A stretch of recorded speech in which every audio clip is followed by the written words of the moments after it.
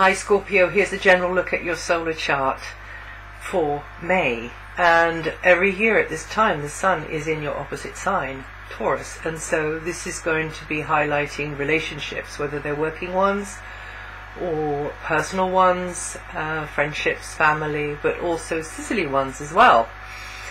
Because there's a little bit of an emphasis on sisterly ones at the moment, and that could be manifesting in the obvious way, or maybe it's that you just have got a bee in your bonnet with somebody else and you both have a joint sort of interest and you're driving towards something together, so it could be like that as well.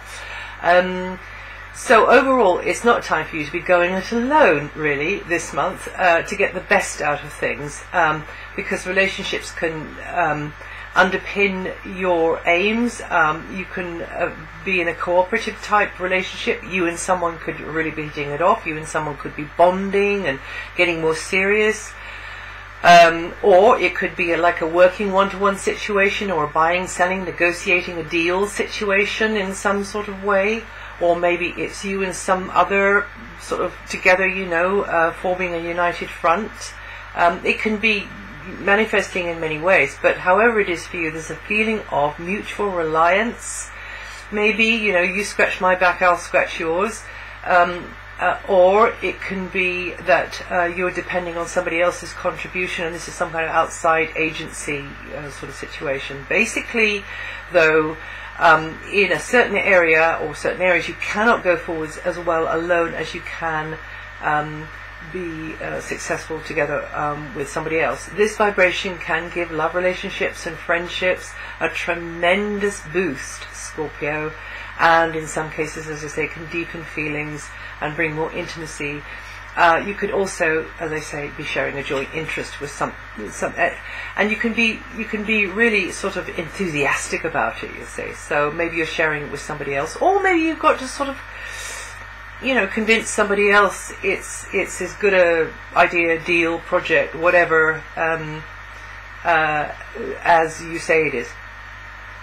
Now, Venus is in this sisterly area. Venus, the planet of love, beauty, is actually in a very, very intimate area of your solar chart. So it can manifest that way, but also there's lots of other ways it can manifest, because actually that area is to do with money, and or if not money, property, or if not property, then other resources, but which are reliant upon or which are shared with somebody else. So it's like buying, selling, lending, borrowing, renting, letting, or it can be smaller than that. It's just about, shared space. Or shared things. So it's generally favourable because it's Venus, and Venus is one of the benefics of the zodiac along with Jupiter. So things could get more intimate or involved, and you've already got Jupiter in your partnership area or your close relationship area. Some of them might be partnerships or a partnership. Where you and someone can really bond, really click with each other. So this one here is kind of going to just add to that, grist to the mill of all of that bonding with others. Now, if it's obvious that it might be to do with a love relationship, it can also very much be to do with business as well. And here again, you can do quite well out of your connections and your people skills, and you and somebody teaming up together actually can do quite well as well. So anyway, Venus is in this long transit for Venus, that is.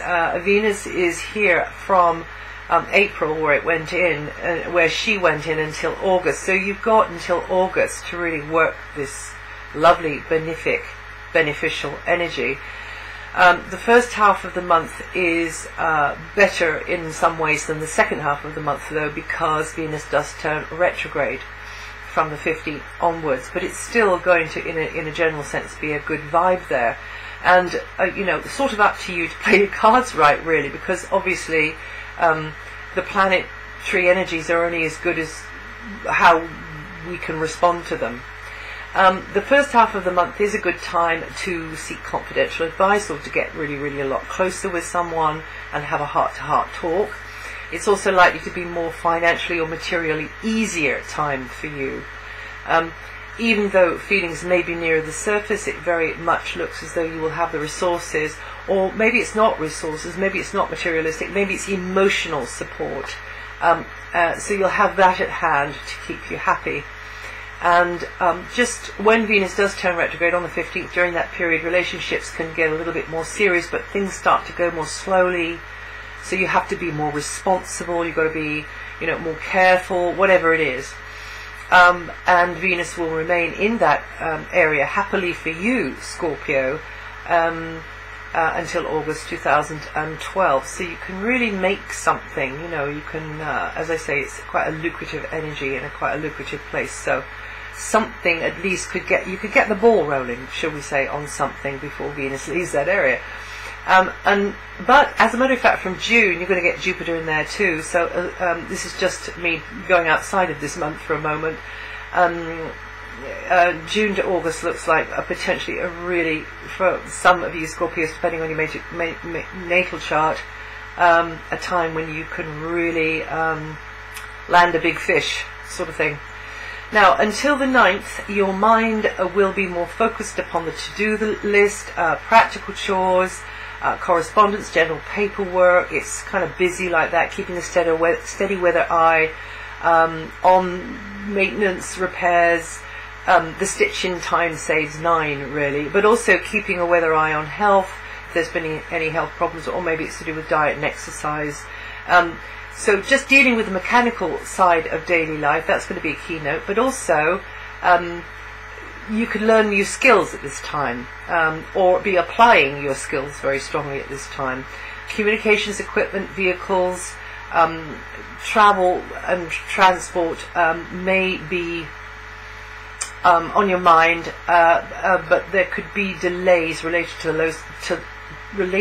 those, particularly in the first week. Then from the 9th to the 24th, communications, personal or professional, in close relationships and collaborations are going to be highlighted. They're going to be busy. You'll probably be very much having to keep mentally alert. A lot of ideas bouncing between you and another, having to sort of keep your head firmly screwed on. Interested in somebody else's slant on things, taking in an awful lot. There may be some connection here with, foreign language, maybe for some of you, or just another jargon, or just another way of seeing things. And whatever's going on, whether you agree or disagree with what's going on, or like or dislike, it will help you to clarify what you don't like and therefore what you do want. So you yourself actually could be looked upon as a kind of a go-between, an agent, an interpreter, an information giver at this time, sort of like a guide at this time as well.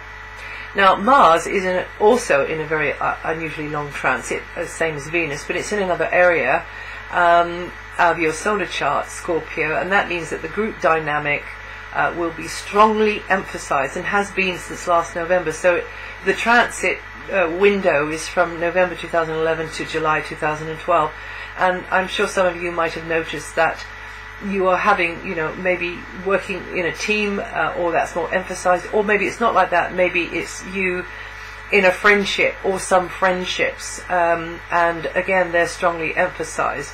So however it is, whether it's friendships or activities with within a group, within a club, organization, a society, for personal or professional reasons, those are going to be strongly highlighted and will be demanding on you.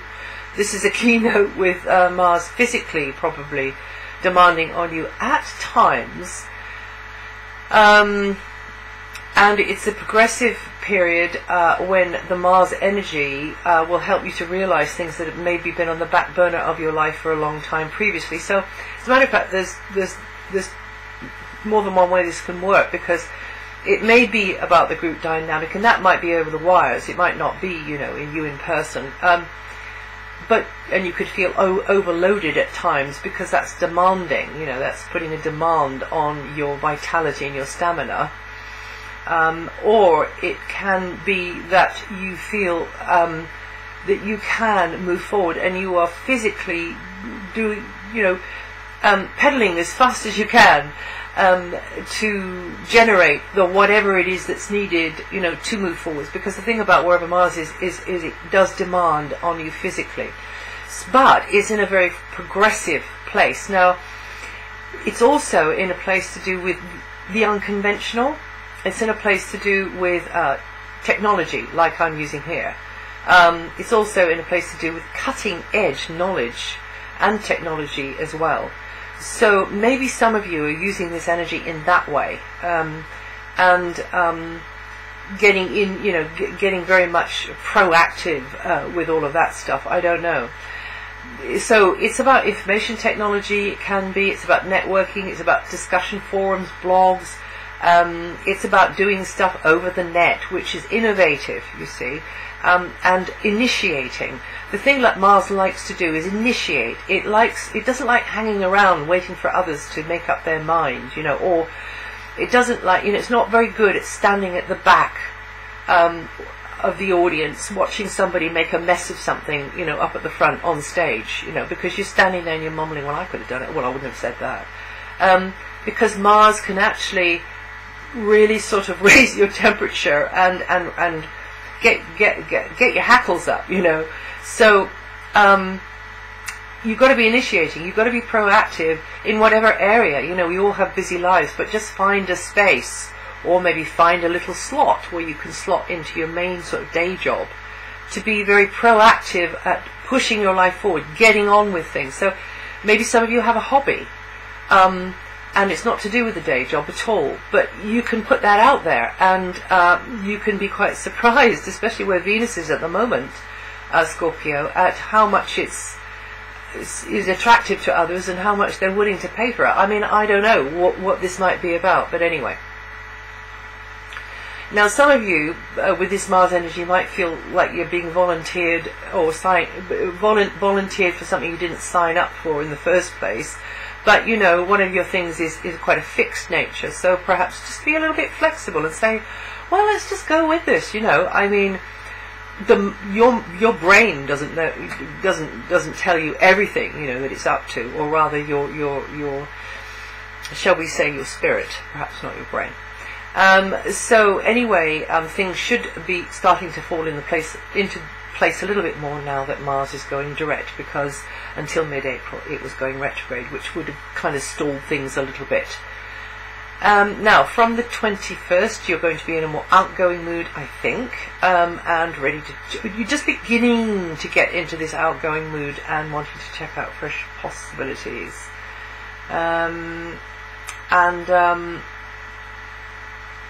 That's it for May. And also here I've been speaking about the faster moving inner planets, but actually you need to match this up with the slow moving outer planets. So go to my website if you're not there already and find what's written about those to see what part of your sign they're affecting at the moment, and also how that can tone what I've said here.